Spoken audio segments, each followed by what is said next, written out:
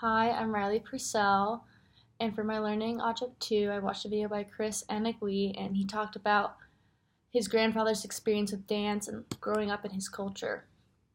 So the setting is very different compared to my grandmother and his grandfather, because his grandfather grew up in Nigeria. So dancing really meant something different to them. It was a big pastime, very similar to my grandma with the pastime aspect, but different in where they celebrated dance. One example that Chris stated was that they actually dance at their church gatherings on the weekends, which I thought was super cool and very different than most American cultures, and especially different from my grandma. My grandma didn't dance in church; she danced at dance functions, which Chris's grandfather also did, and he loved to go to masquerades.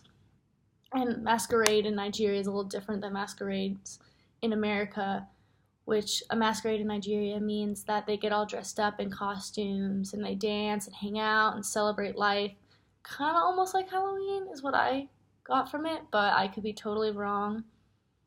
And he thinks that so Chris's grandfather thinks that dance is still celebrated in the same way from where he grew up in Nigeria, but the dance moves have probably changed.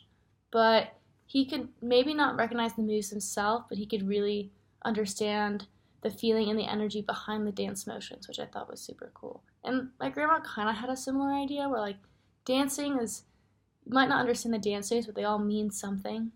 The meaning might change, but the energy and the focus behind it doesn't. It was really interesting learning about Chris's grandfather because Nigerian culture is so different than America. I really enjoyed listening to what he had to say.